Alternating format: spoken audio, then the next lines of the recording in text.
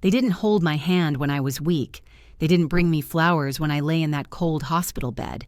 Instead, they sat around my dining table fighting over the money I had worked my whole life to save.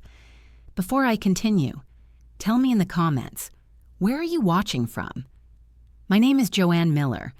I'm 68 years old, a retired school teacher, and I thought I raised my children with love, discipline, and sacrifice. But nothing could have prepared me for the betrayal I faced when I needed them most. The hospital has a smell I will never forget. Antiseptic, sharp, and cold, mixed with the faint bitterness of burnt coffee from the nurse's station. I had been admitted 3 days earlier for complications after a minor surgery, one that was supposed to keep me in for only a night. The doctors assured me it wasn't life-threatening, but my body didn't bounce back the way it used to. At 68, even minor surgeries leave you feeling like you've been run over by a truck. The first day, I wasn't too worried. My children had busy lives, jobs, kids, responsibilities. I imagined they were checking in with the nurse station and planning to visit after work.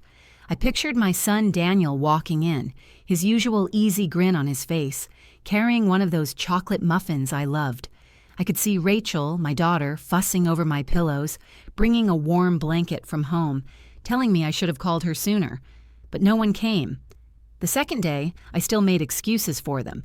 Daniel probably had overtime at the office. Rachel, well, she had 2 teenagers. Of course, she was busy. I told myself they were planning to come together, maybe over the weekend when they had more time. But as the hours stretched on, the excuses grew thinner. The nurses noticed. I could see it in their eyes, the way they lingered at my bedside a little longer than with the others. They asked if I wanted to call someone. I shook my head, embarrassed. "They'll be here," I said, forcing a smile. But deep down, my stomach tightened with something I didn't want to name: disappointment. On the third night, the loneliness hit me like a wave. I watched the family in the bed across from mine. Their mother was about my age, and her children surrounded her with laughter and stories. They took turns spoon-feeding her soup, fluffing her pillows, brushing her hair. She looked weak, but there was a glow in her eyes from being loved, from being cared for. I turned my face to the wall so no one would see the tears pooling in my eyes. My body ached, but the ache in my chest was far worse. I wasn't expecting balloons or flowers or dramatic gestures. All I wanted was one warm hand to hold mine, one voice to say, "We're here, Mom." Instead, the only sound I heard was the steady, mechanical beeping of the heart monitor. That night, a young nurse sat beside me for a few minutes during her break. She tried to comfort me, saying, "Don't worry, Mrs. Miller. Sometimes families just get busy." "I'm sure they'll come busy." That word pierced me like a knife. Busy while their mother lay in a hospital bed, her strength fading. Busy while I stared at the ceiling tiles, wondering if I mattered to anyone at all. When dawn broke on the 4th day, I tried to push the thought away. Maybe they were waiting until I was discharged, planning a big surprise at home. Maybe they didn't want me to see them worried, didn't want to make me feel guilty. Mothers are good at inventing excuses for their children, even when the truth is staring them in the face. But later that morning, the truth began to creep in, delivered in whispers I wasn't meant to hear. I heard my nurse, Linda, talking softly at the station. She didn't know I was awake. She said something about how it wasn't right that my children hadn't come. Then, lower, she added, "They're too busy fighting about her account to care." At first, I thought I'd misheard. My account? What account? My heart pounded, not from my weakened body, but from a deeper dread. Could it be true? Could it be that while I was lying here, waiting for my family's love, they were at my house, at my table, fighting? Not about my health, not about my recovery, but about my money? The seed of doubt that had been growing in my heart sprouted into something darker, something bitter. And in that moment, I realized my loneliness wasn't an accident. It was deliberate. They weren't too busy to come see me. They simply had other priorities, and I was no longer one of them.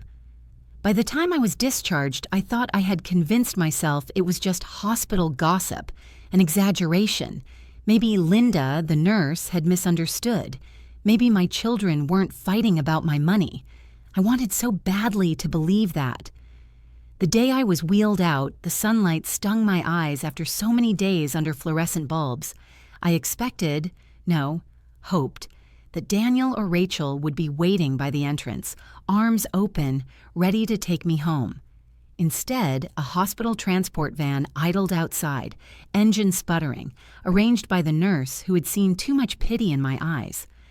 As I sat in the back seat clutching the discharge papers, I glanced at my phone. Dozens of missed calls, but not from my children. Neighbors, church friends, even distant cousins had checked in. But from Daniel and Rachel? Only 2 short texts. Daniel, how long are they keeping you? Rachel, when you're home, we need to talk about the house bills. Not a single, I love you. Not a single, are you okay, Mom? When I arrived at the house, the van pulled up to my driveway and I froze. My carport was crowded.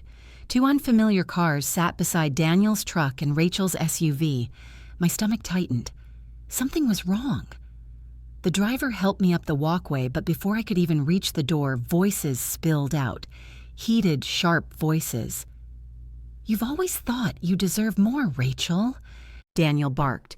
And you've always been irresponsible with money, Daniel, she snapped back. Mom trusted me with the utilities, not you. A third voice joined, my son-in-law, Steve. You're both acting like vultures. We all know the account isn't that big, but if we don't split it fairly now, it'll get ugly later. I stood frozen on the porch, the driver awkwardly shifting beside me. My heart hammered so hard I thought my stitches would burst.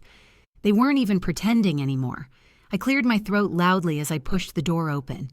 The room fell into silence so sharp it cut. Papers were scattered across my dining table. Bank statements, checkbook registers, even my will, the one I'd tucked away in my desk drawer. Their faces flushed red when they saw me. Rachel plastered on a smile so quick it looked painful. Mom, you're home. We were just sorting some things for you. I wanted to scream, to demand how dare they, but my body was too tired. Instead, I let the driver help me inside and sat slowly in the armchair. My eyes flicked to the papers on the table. They hadn't even bothered to put them away before I walked in. Sorting things for me? I repeated, my voice low, trembling not from weakness this time, but from anger. Daniel cleared his throat, shifting uncomfortably. Yeah, Mom. Just making sure everything's in order. You know, in case. He let the words hang, implying what none of them wanted to say aloud. In case you die. Rachel jumped in quickly. Don't look at it that way. We just want to make sure you're taken care of. Taken care of. Those words should have comforted me, but instead they rang hollow. Their eyes weren't on me. They were on the stack of papers, the numbers, the balances. That night, after they finally left, I sat alone in the dim light of the living room. My stitches pulled when I leaned forward, but I forced myself to gather the papers they had left scattered. My hands shook as I traced my own handwriting, the savings balances I had built from years of working double shifts, skipping vacations, saying no to luxuries so my children could have everything. And now, while I lay in a hospital bed, praying for their faces to walk through that door, they were here in my home, fighting like jackals over scraps of my life. I wanted to cry, but no tears came. Instead, a cold resolve settled in my chest. I had been naive to believe love was enough. I had believed that sacrifice guaranteed loyalty, but love without respect is just weakness. I poured myself a glass of water and sat by the window, staring out into the night. That was when my phone buzzed, a call from a cousin I hadn't spoken to in months. I answered, and her voice was hushed, but urgent. "Joanne," she said, "I shouldn't be telling you this, but I was at the cafe this morning and I overheard Daniel and Rachel. They weren't talking about your health. They were arguing about your bank account. They said if you didn't sign things over soon, they'd well, they'd make sure you did." Her words were like ice water down my spine. The nurse's whispers hadn't been gossip after all. This was real. That night, I didn't sleep. My children's laughter, their little hands tugging on mine in years gone by, played like old home movies in my head. But those faces had grown into something I barely recognized. And as the dawn broke, one thing became painfully clear. I wasn't just fighting for recovery anymore. I was fighting for my dignity, for my independence, and for the life I had built with my own 2 hands, and I would not let them take it from me. The morning after my cousin's call, I returned to the hospital for a follow-up check. My stitches needed to be looked at, and my blood pressure had been unstable. Truthfully, I was grateful for the excuse. My house no longer felt like a home. The air was thick with the echo of arguments, the memory of Rachel's sharp tone and Daniel's impatient growl. Every corner seemed to whisper their greed. At the hospital, everything looked the same. The sterile hallways, the cold smell of disinfectant, the squeak of nurses' shoes on the polished floor. But this time, I noticed something I hadn't before, a kind of watchfulness in the staff's eyes when they looked at me. Linda, the nurse who had been kind to me during my stay, guided me gently to the examination room. She adjusted my gown, took my vitals, and chatted lightly about the weather, but I could sense she was holding something back. Her eyes darted toward the door more than once, as if afraid someone might overhear us. When the doctor left to grab a report, she leaned closer, lowering her voice. "Mrs. Miller," she whispered, "I don't mean to overstep, but do you know what your family's been saying?" I stiffened instantly. My hands tightened around the edge of the paper sheet that crinkled beneath me. "What do you mean?" I asked, my throat dry. She sighed, pressing her lips together before continuing. "Yesterday, when you were still resting after your tests, I was walking past the waiting area. I didn't mean to listen, but your daughter, Rachel, she was on the phone. She said something about your account, about how Daniel was trying to access it first. She said if you didn't sign over power of attorney soon, they'd push you to." My stomach lurched. Linda's words echoed almost exactly what my cousin had warned me about. My children weren't just careless. They were plotting, strategizing, as if my life and savings were pieces on a chessboard. I tried to keep my composure, though my voice shook when I spoke. "Did she say anything else?" Linda hesitated. "Only that they needed to act quickly, before you got too wise to it." The room swayed for a moment, and I gripped the armrest to steady myself. Too wise to it. They thought I was old, fragile, easy to manipulate. They thought I was blind to their schemes. But I wasn't. Not anymore. When Linda saw the look on my face, she reached out and touched my arm gently. "I'm sorry. I debated whether to tell you, but I couldn't stand by. You deserve to know." Her compassion brought tears to my eyes, the kind I had been holding back for days. It struck me then how strange it was that this woman, who had only known me for a week, showed me more honesty and concern than my own flesh and blood. I squeezed her hand. "Thank you," I whispered. "You've given me more than you know." On the way out of the hospital, I moved slowly, partly from weakness, partly from the weight of what I had learned. I passed other patients surrounded by family, sons carrying bags, daughters holding hands, grandchildren skipping beside wheelchairs. It was a painful reminder of what I lacked, of what I had raised my children to be, and of what they had become instead. When I stepped into the taxi, I looked out the window, the city rushing by. My reflection stared back at me in the glass, a tired woman with silver hair, weary eyes, and a fragile frame. But beneath that fragility, I felt something stirring, something hard and unyielding. For too long, I had believed my sacrifices bound my children to me with love. But love without gratitude turns into entitlement. And entitlement, I was beginning to realize, can turn into cruelty. That night, I sat at my dining table, the very one where my children had bickered days before and laid out my papers, bank statements, deeds, insurance. I read them line by line, thinking of every dollar I had earned, every corner I had cut, every dream I had deferred, so Daniel and Rachel could have more than I ever did. And now they wanted to strip me of it all while I was still breathing. I closed my eyes and remembered the way Rachel's voice had risen, sharp and greedy, and the way Daniel had clenched his fists, insisting he knew best. They hadn't just ignored me in the hospital. They had erased me, treated me as if I were already gone. But I was not gone. The betrayal burned inside me, but with it came clarity. I realized then that I had two choices.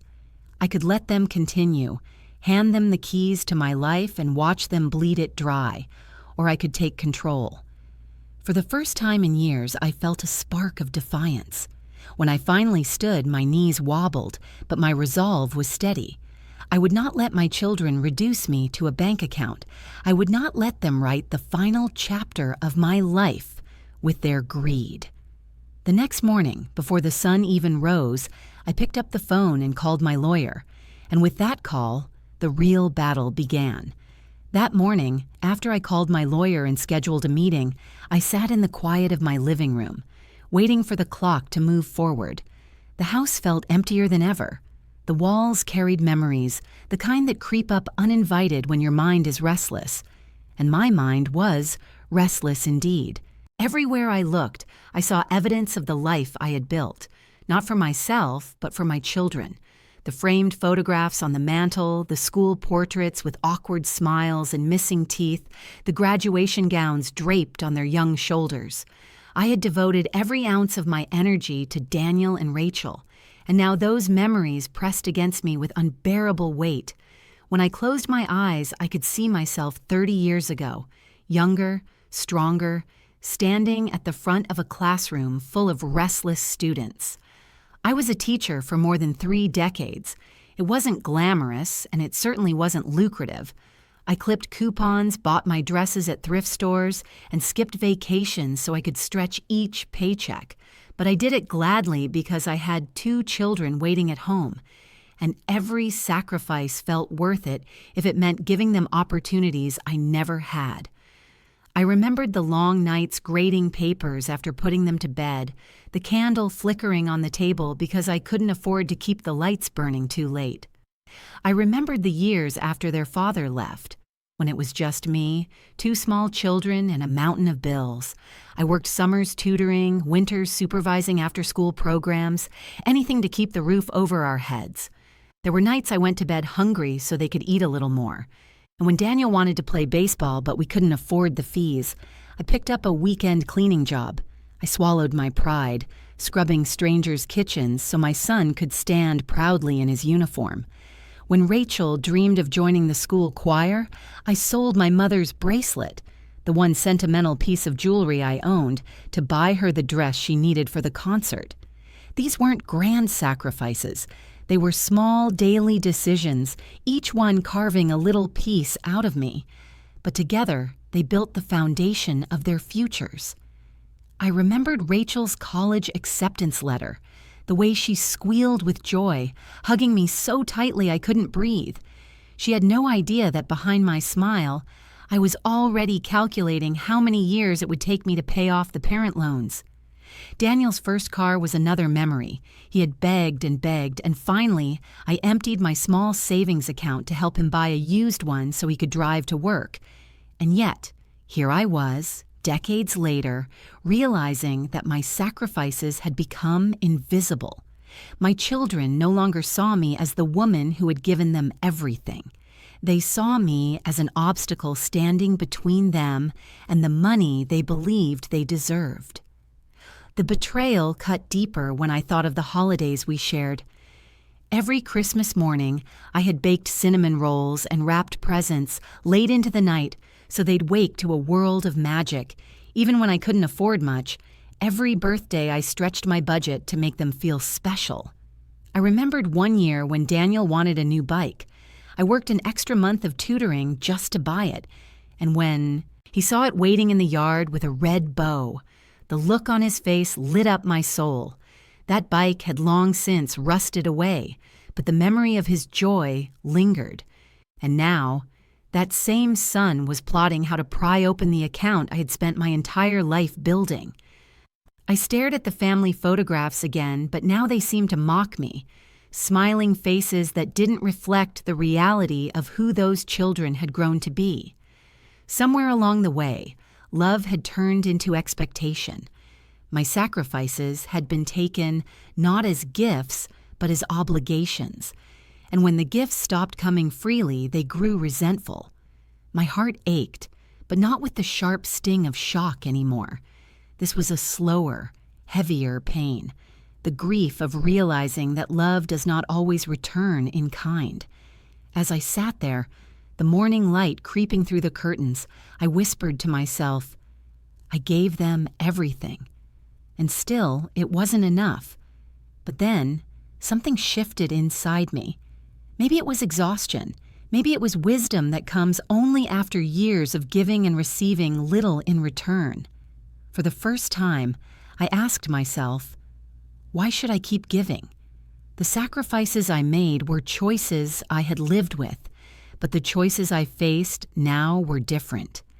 I had something left, my independence, my dignity, my savings, and I had the power to protect them. I stood slowly, my knees aching, and moved to the mirror in the hallway. The woman staring back at me looked tired, yes, but she also looked resolute. I wasn't the same woman who had let her children take and take. I was the woman who had survived, endured, and still stood tall despite it all. And if my children thought I would hand them the rest of my life on a silver platter, they were about to learn just how wrong they were. The morning I met with my lawyer, the sky was overcast, heavy with clouds that promised rain. I wrapped a scarf around my shoulders and slipped into my coat, feeling the familiar pull in my stitches as I bent to tie my shoes. My body was weak, but my mind was sharper than it had been in years. I knew this day would change everything. My lawyer, Mr. Grant, had been handling my affairs for decades. He wasn't flashy or expensive, just steady. A man with a thinning hairline, kind eyes, and a reputation in town for being trustworthy. When I walked into his office, he stood quickly, a look of concern on his face. "Joanne," he said, guiding me into the chair across from his desk, "you shouldn't be out of bed yet." "How are you holding up?" I gave him a faint smile. "Holding up better than I was in that hospital bed, thank you. But we don't have time to waste. I need to make changes, serious changes." He leaned back, folding his hands together, waiting for me to continue. That was his gift. He never rushed me, never filled silence with unnecessary words. I took a breath. My children, Daniel and Rachel, they've been fighting over my bank accounts, my will, everything. They didn't visit me when I was ill. Not once. Do you know what they did instead? They sat in my house and tore through my papers. They're circling me like vultures. The bitterness in my voice surprised even me. For a moment, I feared I'd break down, but instead, I straightened my shoulders. I won't let them strip me of what I worked for. I want everything transferred. Now, Mr. Grant nodded slowly. "You want to close your accounts?" "Yes, move the money somewhere safe. A trust, perhaps, under my name only, something they can't touch. Not now, not ever, unless I choose it." He rubbed his chin thoughtfully. "That can be done. We'll establish a revocable trust. That way, you remain in complete control while you're alive, and you can decide exactly who inherits what. It keeps them from accessing anything prematurely." "Good," I said firmly. "And another thing, power of attorney. I know Daniel's been whispering about it. They won't get it. If something happens to me, I want a professional appointed, not my children." He raised his eyebrows slightly. "That's a bold move, Joanne." "It will likely cause conflict," I laughed, a humorless sound. "Conflict? That ship has already sailed. This is survival." For the next hour, we went through every detail. He laid out documents, explained clauses, and I signed where needed, my pen scratching across the paper like a quiet act of rebellion. With each signature, I felt stronger, as if I were reclaiming not just my money, but my dignity. When we were finished, Mr. Grant gathered the papers into a neat stack. "This will protect you," he said gently. "They can shout, they can beg, they can threaten, but legally, they'll have no power over you. It's all secure." Relief washed over me, but with it came a flicker of sadness. I never imagined I'd be sitting in an office creating barriers against the very children I once carried in my arms. As I stood to leave, Mr. Grant touched my arm. "Joanne, one more thing." I've seen cases like this before. Greed changes people. Protect yourself not just financially, but emotionally. Don't let them guilt you back into their control. I nodded, my throat tight. I won't. Not this time. Outside, the first drops of rain fell as I walked to the taxi. The air smelled of wet asphalt and storm, but I felt oddly lighter, as though the weight of years had begun to lift. When I arrived home, the house felt different. The papers on the dining table were gone. Daniel must have scooped them up in a hurry before I returned. But the memory of their shouting lingered. I sat in my armchair, the one where I had rocked my grandchildren to sleep, and I clutched the folder of documents like a shield. For the first time in weeks, maybe years, I slept soundly that night. Not because I trusted my children, but because I no longer needed to. But deep down, I knew this peace wouldn't last. They would try again. They would come storming back, demanding answers, demanding access. And when they did, I would be ready. What I didn't realize then was just how soon that confrontation would come. The day after I met with Mr. Grant, the hospital officially discharged me. I was weaker than I let on, my steps shaky and my breath short. But my mind was a fortress now. I knew my children would be watching, waiting for their opportunity. And I also knew they would be furious once they realized the doors they expected to walk through had been bolted shut. The nurse wheeled me toward the hospital entrance, and I gripped the handles tightly, my folder of legal papers tucked beneath a blanket in my lap. Outside, the world looked gray and damp from yesterday's storm. Puddles shimmered in the parking lot, reflecting broken patches of sky. I half expected to see Daniel's truck or Rachel's SUV pulling up to collect me. After all, what excuse would they have now? Their mother, fresh from surgery, needing a ride home, it was the perfect chance to show they cared. But of course, no one came. The nurse gave me a sympathetic look. "Did you want me to call your children again?" "No," I said firmly, though the word hurt to say. "I'll manage." She nodded, and soon enough, a hospital transport van pulled up. I climbed in slowly, clutching the documents closer, like they were the only loyal family I had left. When we turned onto my street, my heart sank. Both Daniel's truck and Rachel's SUV were parked outside my house. Their engines were cold, meaning they'd been there a while. My stomach tightened, but I sat taller in the seat. The driver helped me out and onto the walkway. The moment I stepped onto the porch, voices drifted through the thin walls. Sharp, impatient voices. "She can't keep it from us forever, Daniel," Rachel hissed. Daniel's voice boomed in reply. "She's old. She doesn't know what she's doing. We need to step in before she makes a mistake and gives it all away." I froze. My chest ached, not from the healing incision, but from the sting of those words. Old. Didn't know what I was doing, as if I were some child playing with matches, not the woman who had raised them, sacrificed for them, given them every chance they had in life. I opened the door quietly, letting it creak just enough to announce my presence. Silence slammed down in the living room. They were caught. Rachel sprang up from the couch, smoothing her blouse, her smile strained. "Mom, you're home. We were just talking about how to make things easier for you." Daniel leaned back in his chair, crossing his arms, his eyes flicking briefly to the papers I held under my arm. He knew. He could smell it on me, that I had taken steps without them. I don't need things made easier, I said, lowering myself carefully into the armchair by the window. I need honesty. Something you both seem to have forgotten. For a moment, no one spoke. Then Daniel cleared his throat. Mom, look, we just think it would be safer if we handled your accounts. You don't want to be worrying about bills, transfers, all that paperwork while you're recovering. You should focus on resting. Rachel nodded quickly. Exactly. We could set up joint access. That way, if anything happens, I cut her off sharply, it will be handled, but not by either of you. The words hung in the air, heavy and final. Their faces shifted, shock giving way to anger. Rachel's smile cracked. What do you mean? She asked, her voice rising. I mean, I said, my voice steady though my hands trembled slightly in my lap, that I've already taken care of it.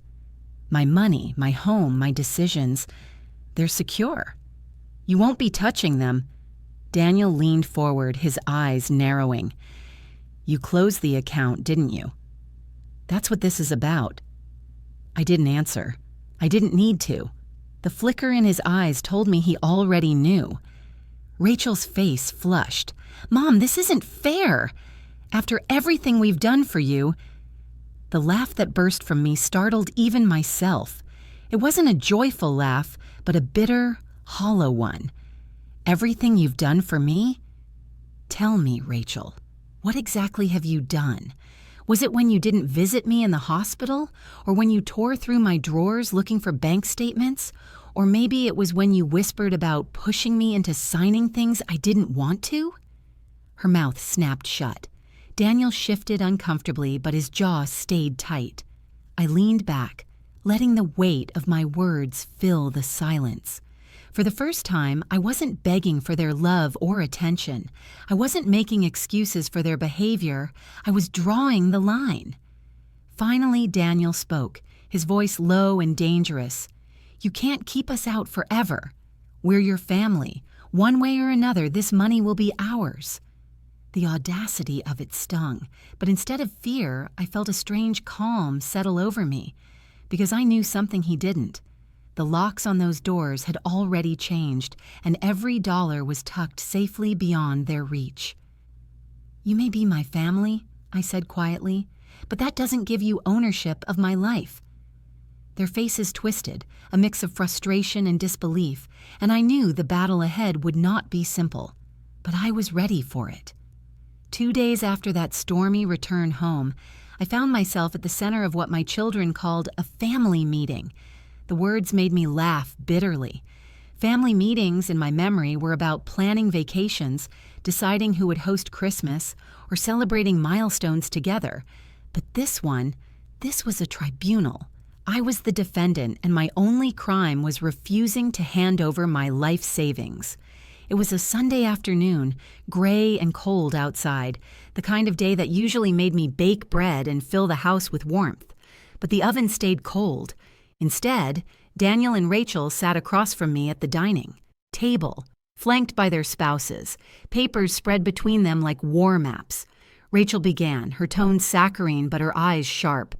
Mom, we're here because we love you, and we want to make sure everything is organized. You've been through a lot, and it's time we step up and take responsibility. I folded my hands in my lap, my gaze steady. Organized or controlled? Her smile faltered, but she pressed on. This isn't about control. It's about safety.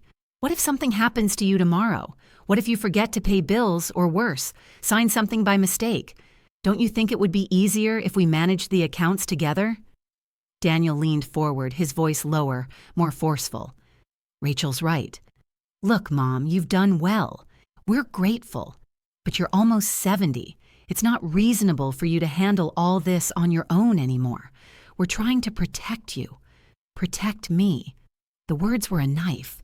Not protect me from illness, from loneliness, from the ache of abandonment, but protect me from myself, as though I were some fragile fool. I took a breath, steadying my anger. You didn't protect me when I was in the hospital. You didn't protect me when I came home weak and alone. You only came when you thought there was money to divide. Steve, my son-in-law, spoke for the first time. His tone was smoother, but his words were no less cutting. "Joanne, you're being dramatic. We're not villains. We just want to avoid complications down the line. Families fall apart over money." I raised an eyebrow. "And what exactly do you think is happening right now?" Silence stretched across the table. Rachel fiddled with her bracelet. Daniel tapped his fingers impatiently. Finally, Rachel sighed and dropped the pretense. "Fine," she said flatly. "Yes, we've talked about the money." "Of course we have. But what's wrong with that? We're your children. Who else should inherit it?" Her bluntness made my stomach twist. It wasn't the fact that she thought about inheriting. It was that she spoke of it as though I were already gone. "I'm not dead," I said softly but firmly, "and until I am, my money is mine." Daniel's face reddened. "So what, you're just going to let it sit there? You'd rather it go to waste than let us use it to help our families?" "Help your families?" I repeated, my voice rising. "You mean your new car, Rachel?" "Or your third vacation this year, Daniel. Don't pretend this is about responsibility. It's about greed." Rachel slammed her hand on the table. "You're unbelievable. After everything we've done for you—" I cut her off, my voice sharp as glass. "Done for me? You mean abandoning me in that hospital bed? You mean rummaging through my drawers like thieves while I was fighting to recover? Don't you dare speak to me of gratitude." The room crackled with tension. Steve leaned back, arms crossed, and muttered, "This is going nowhere." For a moment, I felt my resolve waver. Their anger, their accusations, it was heavy, suffocating. I had spent my whole life avoiding conflict with my children, bending to keep the peace, but something inside me had changed. I was no longer willing to be trampled. I pushed my chair back slowly, the wood scraping against the floor. "This meeting is over," I said quietly. "You may think you can bully me, but you've underestimated me. I've already taken steps to protect myself. You'll find that out soon enough." Daniel shot up, his voice booming. "You can't shut us out, Mom." "We'll find a way." I met his glare with calm, steady eyes. "Try if you like. But don't forget, you're not dealing with the woman who used to give until she had nothing left. That woman is gone." I left the table then, retreating to my bedroom.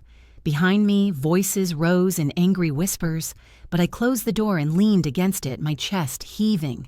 My body was shaking, but it wasn't from fear, it was from adrenaline, from the electric rush of finally standing up to them.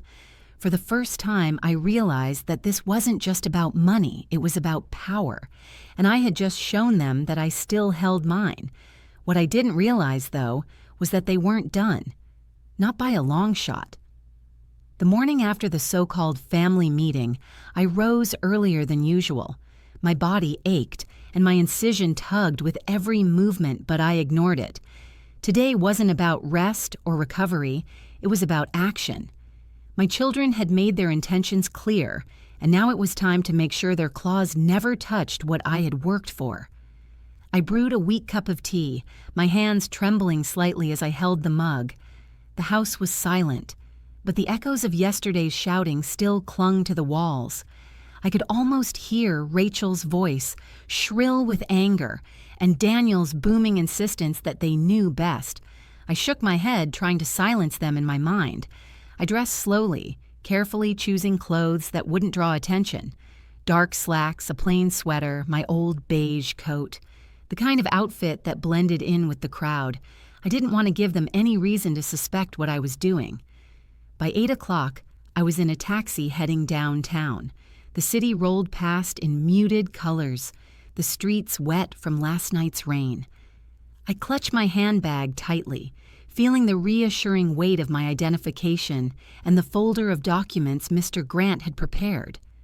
When we arrived at the bank, I paused for a moment on the sidewalk. It was a building I knew well.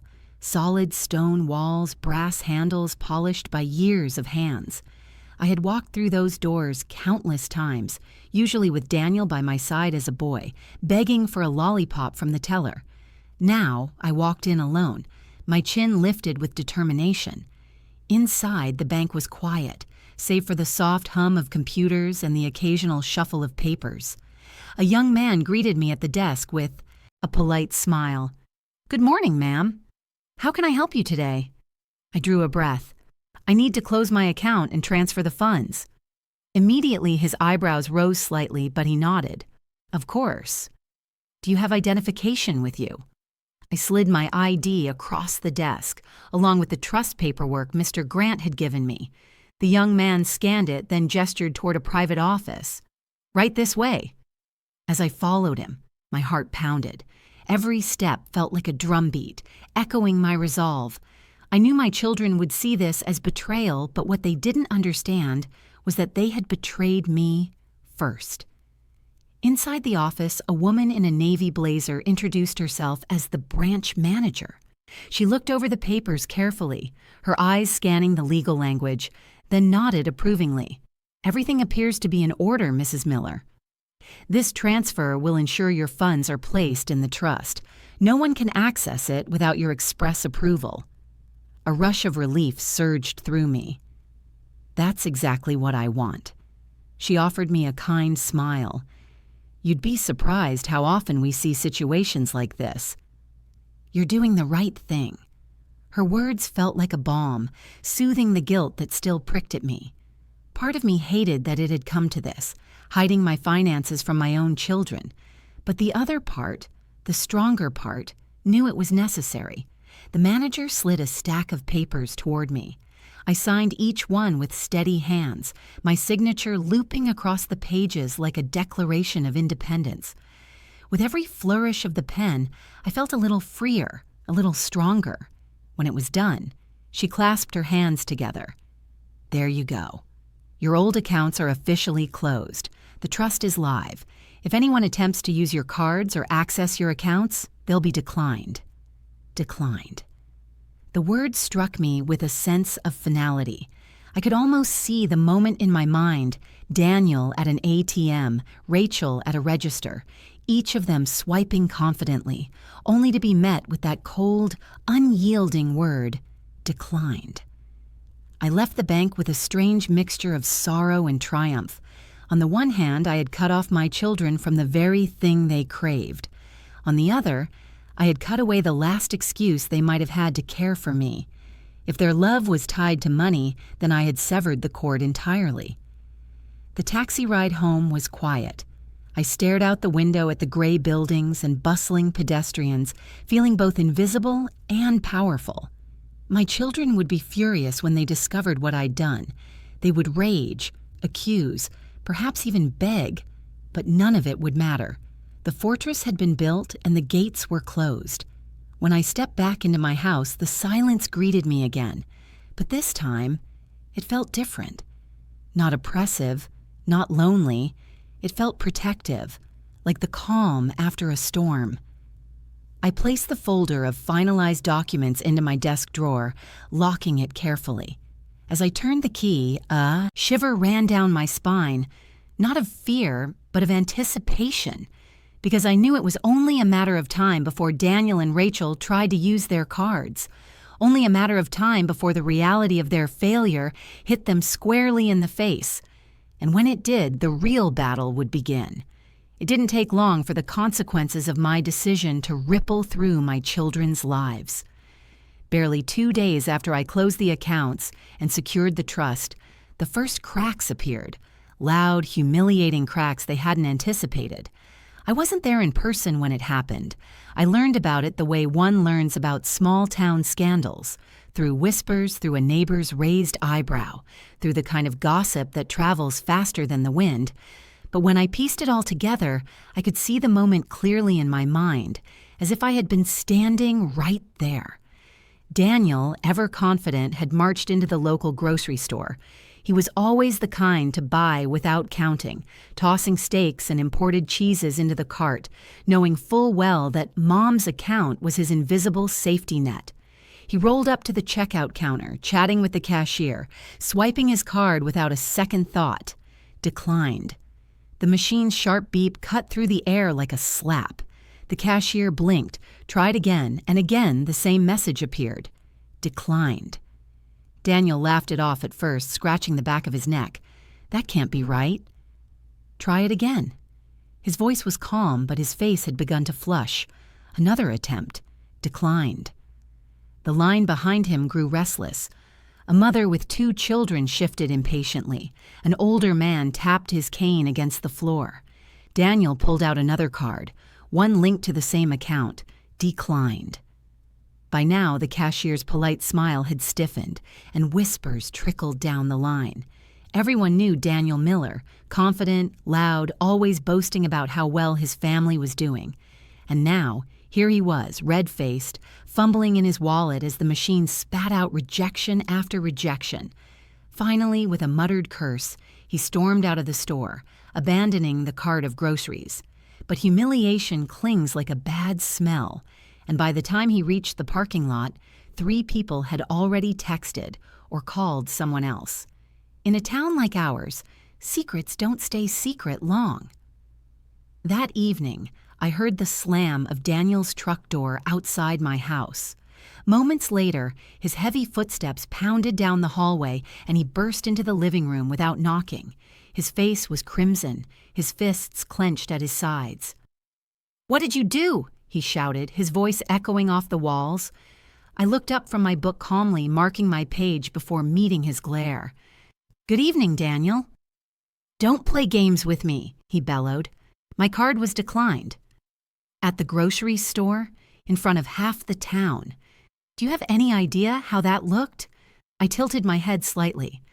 I imagine it looked very similar to how it felt for me, lying in a hospital bed with no family by my side. Embarrassing, humiliating, painful. For a moment, he froze, thrown off balance by my words. Then his anger surged back. "This isn't about that. This is about you cutting me off, cutting us off.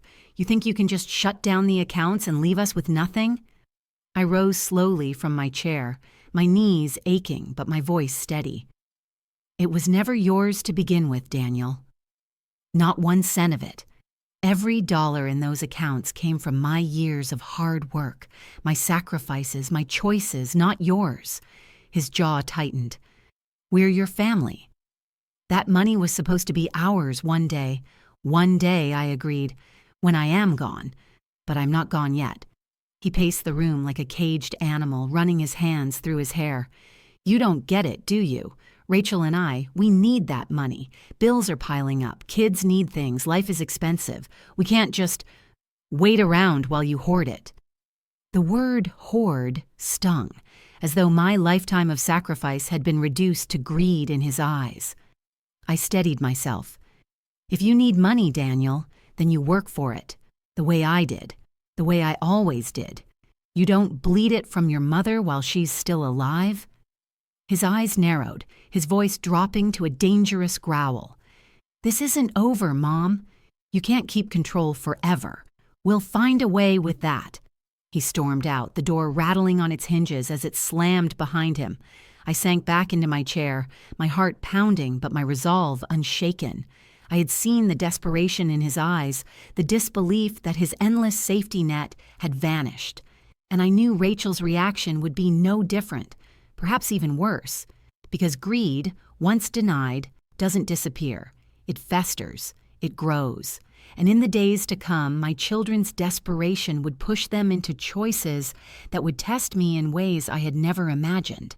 For now, though, I sat in the quiet, letting the echo of Daniel's fury fade into the night.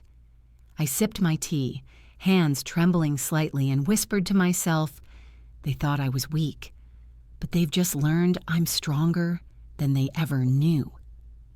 The storm broke 2 evenings later. I had just finished clearing away the dinner dishes when I heard the sound of cars pulling into my driveway. 2 of them, engines cutting at the same time. My stomach sank.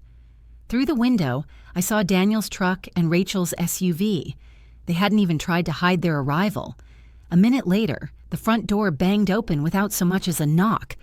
Daniel stormed in first, his boots pounding against the floor.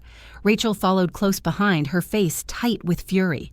Steve and Melissa, my son-in-law and Daniel's wife, trailed in after them, both looking like they had been dragged into the fight unwillingly, though their silence told me they had chosen their side. I stood in the doorway to the living room, wiping my hands on a dish, towel, trying to keep my voice even. Well, I see the vultures have arrived together this time. Rachel gasped. "Mom, how dare you?" But Daniel cut her off, his finger jabbing the air at me. "Enough games, Mom." "What did you do with the money?" I folded the dish towel neatly and set it on the arm of a chair. "My money, Daniel." "Don't twist words. Say it correctly." His face turned crimson. "Our money. That account was supposed to support all of us. You closed it behind our backs, and now we're stuck. Embarrassed in public, bills unpaid, cards useless. Do you have any idea how humiliating it was for me at the store? Everyone was whispering." Rachel stepped forward, her voice shrill with indignation. "Do you enjoy this? Do you enjoy watching us struggle while you sit on a pile of cash? You've always been selfish, Mom, always controlling everything." Her words sliced through me like glass. Selfish. It was almost laughable, considering the decades I had gone without so they could have more. "Selfish?" I repeated softly, my voice trembling with both anger and grief. "Was it selfish when I worked 2 jobs so you could have piano lessons, Rachel? Was it selfish when I sold my mother's bracelet to buy you that choir dress? Was it selfish when I skipped meals so you could play baseball, Daniel? You dare call me selfish after everything I gave up for you?" Rachel's face reddened, but she pressed on. "That was your choice. No one forced you, and now you're punishing us because of your bitterness." Melissa finally spoke, her voice quieter but edged with scorn. "Joanne, no one's trying to hurt you. But you're too old to manage all this money. You could make mistakes. We just want to make sure it doesn't go to waste." I turned to her, my patience wearing thin. "Waste? Is that what you call a lifetime of sacrifice? Keeping my own savings safe is wasteful, but you burning through money on vacations and new cars? That's responsible?" Steve shifted uncomfortably, but he didn't defend me. He never had. Daniel slammed his hand on the back of the couch, making the lamp beside it rattle. "Stop twisting this around, Mom. You're being manipulated by that lawyer of yours. Admit it. He put these ideas in your head, didn't he?" I stood straighter, my voice sharp. "Mr. Grant didn't manipulate me. He respected me, something you clearly don't. Every decision I made with my own mind. And let me tell you clearly, I don't owe you a dime while I am alive." Rachel let out a bitter laugh. "So, that's it then?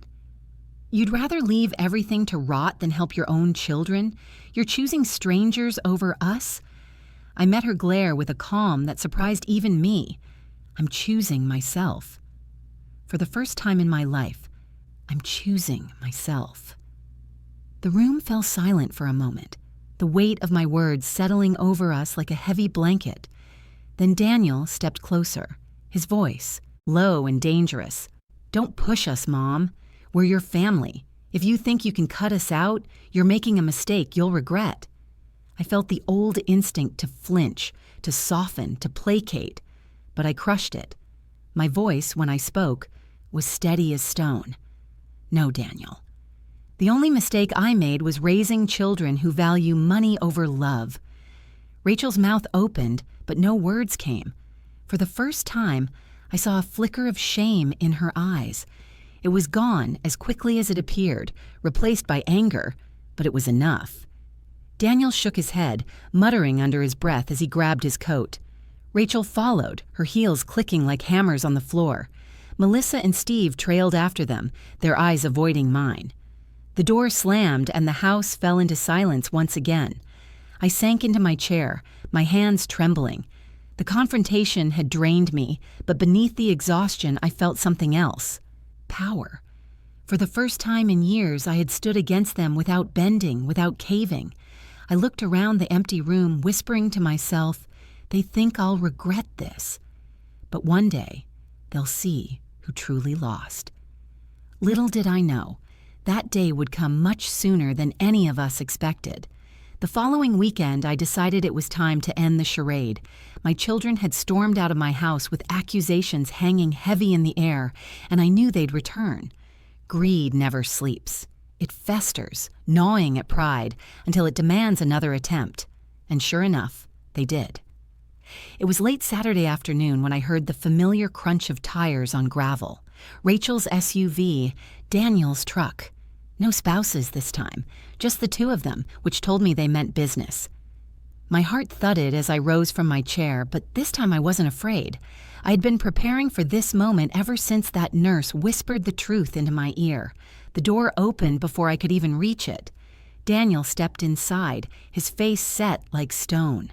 Rachel followed, her expression a mix of fury and desperation. "Mom," Daniel said flatly, "we need to talk." I gestured toward the living room. "By all means." "Let's talk." We sat, the three of us in a triangle that once might have been warm, but now felt like a battlefield. For a long moment, no one spoke. Then Rachel leaned forward, her voice sharp. "We can't keep going like this. You shutting us out, making decisions behind our backs. It isn't fair." I raised an eyebrow. "Fair? Yes," she snapped. "You've made us out to be villains when all we want is to help." "To make sure everything is managed properly," Daniel chimed in, his tone colder. "And you're not fooling anyone, Mom. We know you've moved the money. We know you've locked us out. But you can't keep this up forever. You need us." I let their words hang for a moment before I answered. My voice was calm, almost gentle. "You know what I needed? I needed you at the hospital. I needed your faces beside. Me when I was weak, when I didn't know if I'd wake up after surgery. Do you remember how many nights I waited for you?" Their eyes flickered. Rachel's down to the carpet, Daniel's briefly to the window. Neither of them spoke. I leaned forward, my tone sharper now. "Do you want to know what I heard instead of your voices?" I heard whispers in the hallway. I heard Rachel, on the phone, talking about splitting my account before I was even discharged. I heard a nurse tell me you were too busy arguing about money to visit me. Rachel's head snapped up, her face flushing red. "Don't you dare lie to me," I cut her off, my voice like steel. "A cousin called me too." "She heard you at the cafe arguing with Daniel. Not about my health, not about how I was doing, about my money, about forcing me to sign papers. I may be old, but I'm not deaf, and I'm not blind." Daniel shifted in his seat, his jaw tightening. We were just planning ahead." "You're twisting it, planning ahead?" I spat, my anger finally breaking free. "You planned ahead for my death while I was still alive. You sat at my table tearing through my papers while I lay in that hospital bed alone. You call that planning ahead?" The room fell into silence, heavy and suffocating. Rachel's face crumpled, her lips trembling, but no apology came. Daniel's eyes burned with anger, but beneath it, I saw something else, shame, though he'd never admit it aloud. I stood slowly, bracing myself on the arm of my chair. "Do you know what I realized in that hospital bed? That I could die, and you wouldn't care. Not about me, not about my comfort, not about holding my hand. All you'd care about is the number on a bank statement, and I decided then and there, you will never hold that power over me again." Rachel's voice cracked as she finally spoke. "Mom, it wasn't like that. But I raised my hand, silencing her. "Enough. Don't insult me further with excuses. I know what I heard. I know what you did. And now you know what I've done. The accounts are closed. The money is safe. You cannot touch it. Not now. Not ever. You wanted to play games behind my back. Well, I've already won." The silence stretched, broken only by the sound of the clock ticking on the mantel. Daniel finally stood, his face hard as stone. "You think you're clever, Mom, but you're tearing this family apart." I looked up at him, my voice steady. "No, Daniel. Greed tore this family apart. You and Rachel chose money over love. You did that, not me." Rachel wiped at her eyes angrily, muttering something under her breath, but she followed Daniel to the door. They left without another word, the slam of the door echoing like thunder through the empty house. I sank back into my chair, exhausted but unbroken. The revelation had been made. The truth was out. And for the first time in weeks, I felt something close to peace. But I also knew peace wouldn't last, because people who are desperate don't stop. They regroup, they plot, they return. And I could already sense it. This war wasn't over. Not yet. In the days that followed my revelation, the house grew quiet again, but it was not the peaceful kind of quiet. It was the silence before another storm, the kind where the air feels heavy, charged, as though lightning is waiting just beyond the clouds. At first, I thought maybe I had finally won. After all, I had stripped them of their excuses, confronted them with their betrayal, and closed off every path to my money. But greedy hearts are not easily silenced. When they couldn't batter down the door with demands, they shifted tactics. It began with Rachel. She showed up on a Tuesday morning, unannounced, carrying a casserole dish covered in foil. I blinked in surprise when I opened the door, the smell of baked pasta wafting into the hall. "Hi, Mom," she said brightly, too brightly. "I thought you could use a nice meal. You shouldn't be cooking while you're still recovering." I narrowed my eyes. "You've never worried about that before." Her smile faltered for just a second, then returned. "I'm trying, okay? Can't I just do something nice without you questioning me?" I let her in, partly out of politeness, partly out of curiosity. She set the casserole on the counter and busied herself with plates, chattering about her kids, about the weather, about anything except what was truly on her mind. I waited. Finally, as we sat at the table, she sighed dramatically. "Mom, I don't like how things have been between us. All this fighting, all this distance, it's not who we are." I sipped my tea, watching her carefully. "Who we are? Or who you want me to think you are?" She blinked, her cheeks flushing. "That's not fair. I just want us to be a family again, to put all this behind us." There it was, the opening. And sure enough, moments later, she leaned forward, her voice softening. "If you'd just let me help with the accounts, I could take so much stress off your shoulders. You wouldn't have to worry about anything." I set my teacup down with a sharp clink. "Rachel, stop.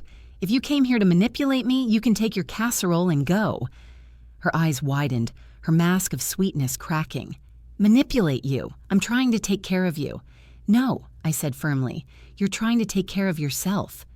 Don't pretend otherwise." She huffed, pushing back from the table. "Fine. If you don't want my help, then don't expect me to be around when you need me." Her words stung, but I forced myself to remain steady. "I've already learned not to expect that, Rachel." She left in a storm of indignation, her casserole dish still on the counter, untouched. But she wasn't the only one who tried. 2 days later, Daniel arrived. Unlike Rachel, he didn't bother with charm. He sat across from me in the living room, his expression dark, his tone heavy with false concern. "Mom, I've been thinking," he began. "This lawyer of yours, he's filling your head with nonsense. Closing accounts, setting up trusts. You're letting him turn you against your own children." I raised an eyebrow. "Funny, I don't remember Mr. Grant whispering about splitting my money while I was in the hospital." That was you, and Rachel Daniels' jaw clenched, but he pressed on. "Look, we got carried away. Fine, but you can't just shut us out completely. We're your family. When the time comes, it's going to be ours anyway. Why drag this out?" I leaned forward, my voice sharp. "Because I'm still alive, Daniel. And until I take my last breath, it's mine. Do you understand? Mine." His eyes hardened.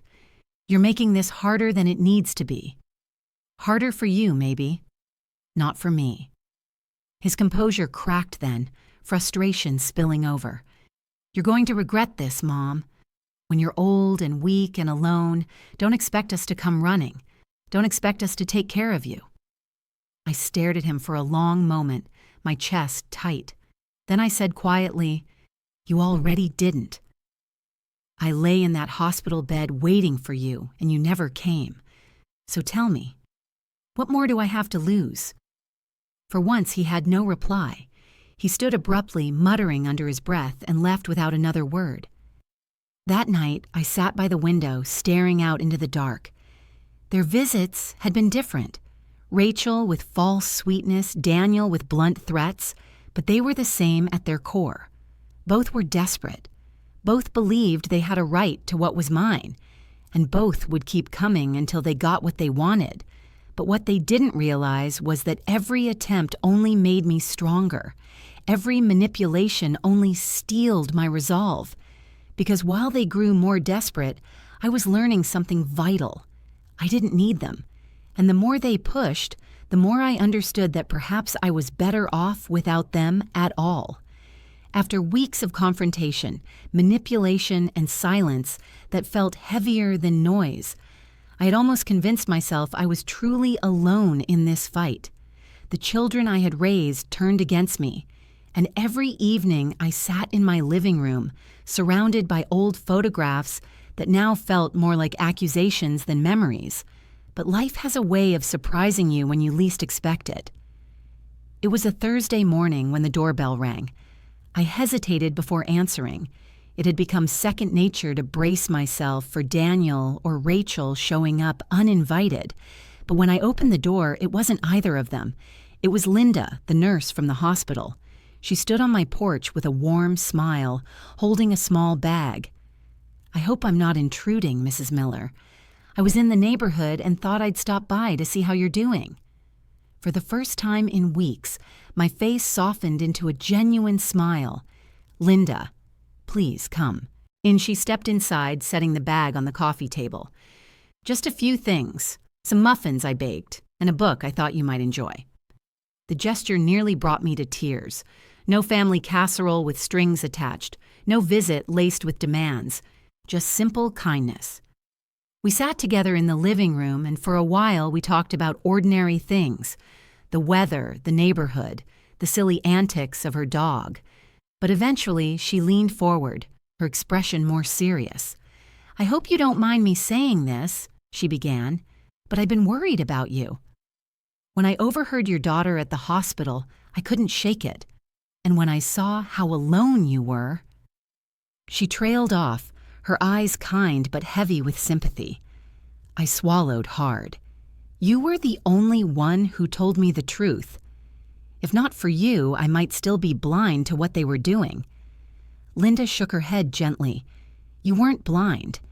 You just didn't want to see.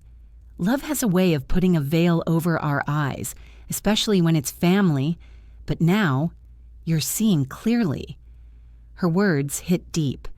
For weeks, I had been oscillating between anger and grief, but I hadn't let myself frame it that way, that I had chosen not to see. I had clung to the memory of the children I raised, not the adults they had become. I told her about the confrontation, about Daniel's fury at the grocery store, about Rachel's false sweetness with her casserole, about their threats and accusations. Linda listened quietly, nodding, never interrupting. When I finished, my voice cracked.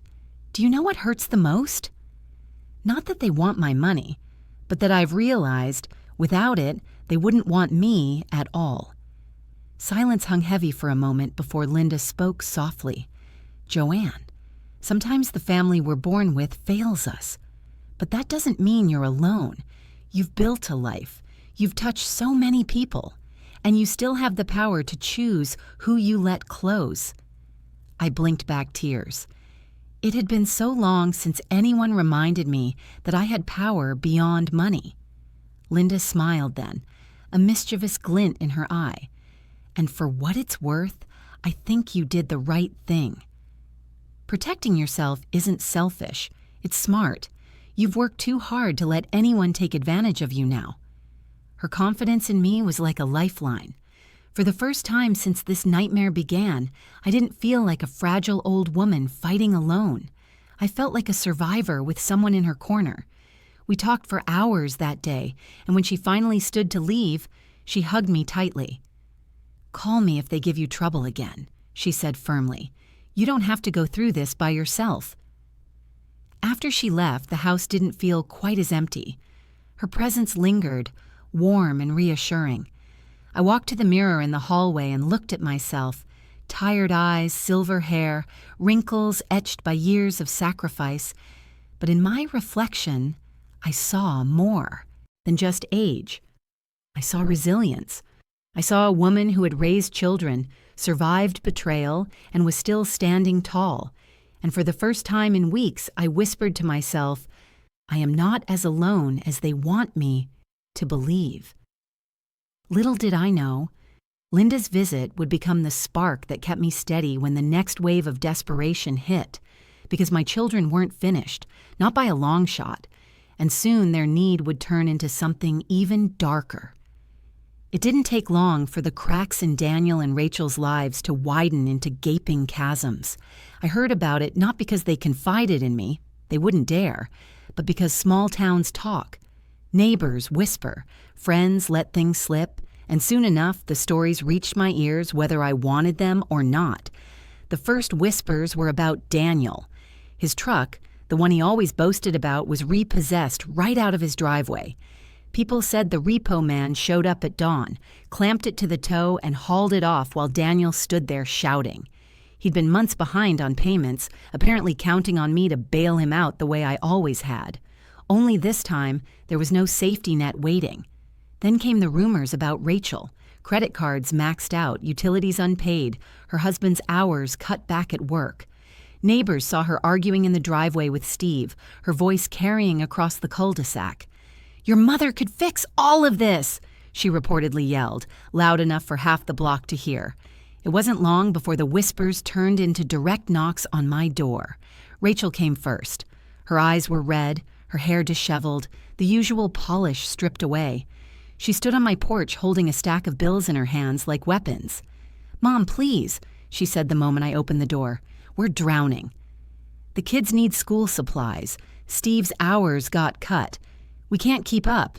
You've got money just sitting there. Why are you letting us suffer?"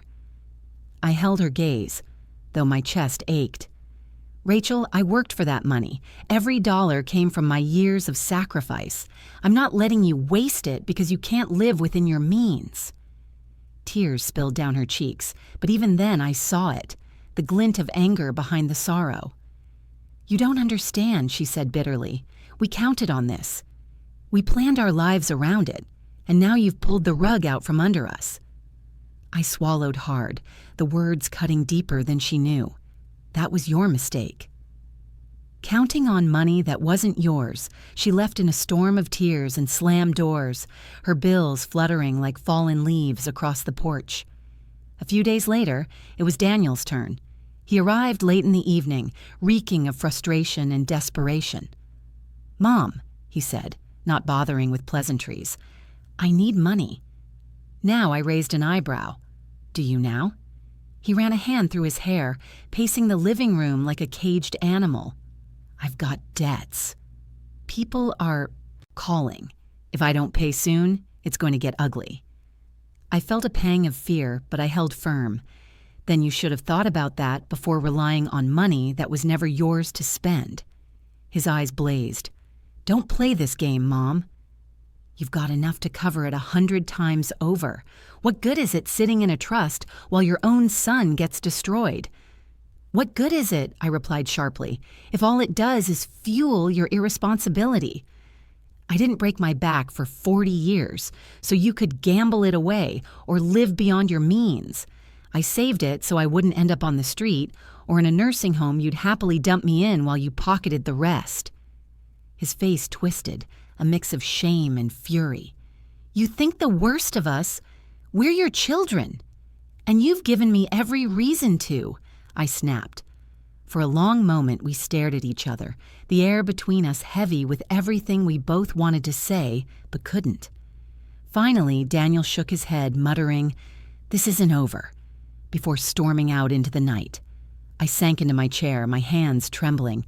Their desperation was growing sharper, more dangerous. They weren't just angry anymore, they were unraveling. That night, I barely slept. Every creak of the house made me jump. Every shadow outside the window made my heart race. I wasn't afraid of strangers. I was afraid of my own blood. But as much as fear gnawed at me, there was something else rising too, a quiet, steady strength. They thought their suffering would guilt me into surrender. They thought their desperation would soften me. But the truth was, their crumbling lives only proved what I had always known deep down. I had done the right thing, because if I had left that money in their hands, it would already be gone. And the real storm, the final confrontation, was still on its way. It was a Friday evening when the storm finally broke. The sun had just set, and the last streaks of orange still clung to the horizon when I heard the pounding on my door. Not a knock, pounding, furious, insistent. My heart leapt into my throat. I rose slowly, my cane tapping against the floor, and opened the door to find Daniel and Rachel standing there, faces twisted with rage. They didn't wait for an invitation. They pushed past me into the living room, their energy loud and violent, filling the house with tension. Daniel's eyes were bloodshot, his voice a growl. "This ends tonight, Mom. No more games, no more trusts, no more secrets. You're going to fix this." Rachel followed, her hands trembling as she clutched a folder of unpaid bills. "We can't take it anymore. You don't understand how bad it is. You're sitting on money while your children are drowning." I closed the door behind them, my back straight, my hands steady. "You mean while you've drowned yourselves? Don't blame me for the holes you drilled in your own boats." Rachel's voice cracked. "You're cruel." "Do you even hear yourself? What kind of mother does this?" I stared at her, unflinching. What kind of children leave their mother alone in a hospital bed while they fight over her money? The words struck like a slap. Rachel's face paled. Daniel flinched but recovered quickly, his fists clenching. "We had to think about the future," Daniel snapped. "You're old, Mom. You don't need all that money. You don't even know how much longer you'll be around." I gasped softly, the cruelty of his words slicing deeper than I expected. But then something inside me hardened. The ache in my chest turned into fire. "You're right, Daniel," I said, my voice steady but cold. "I don't know how much longer I'll be here. But I do know this. As long as I am alive, I will not let my children treat me like a corpse they're waiting to loot." The silence that followed was sharp, suffocating.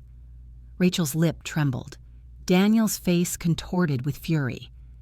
"Do you want us to hate you?" he shouted, his voice shaking the windows. "Because that's what you're doing." I rose then, my knees weak but my spirit unyielding. I stood tall in the center of the room, facing them both. "You already chose hate when you put money above me. When you made me feel like nothing more than an account balance, you chose this path, not me." Rachel let out a sob, covering her face with her hands. We just thought—" "No," I cut her off. "Yeah, you didn't think. You expected. You expected me to keep sacrificing, to keep handing over pieces of myself until nothing was left. But that woman is gone, and you don't like who's replaced her, a woman who values herself." Daniel stepped closer, his face inches from mine, his voice low and threatening. "If you think you can cut us out forever, you're delusional. We'll contest it. We'll fight you in court. We'll make sure that money comes to us." I met his eyes without flinching. "Then I'll see you in court, and I'll spend every last dollar defending my right to decide what happens to what I earned. You think you're entitled to it? You'll have to fight me for it, and you will lose."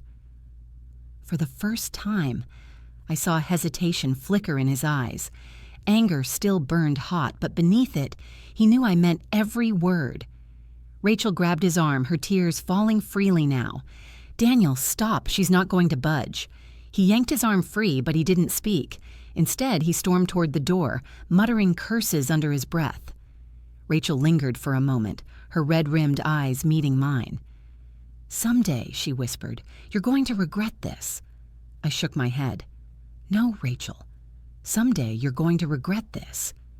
She swallowed hard, then followed her brother into the night.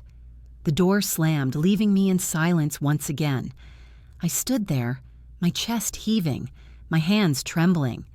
Not from fear, but from release.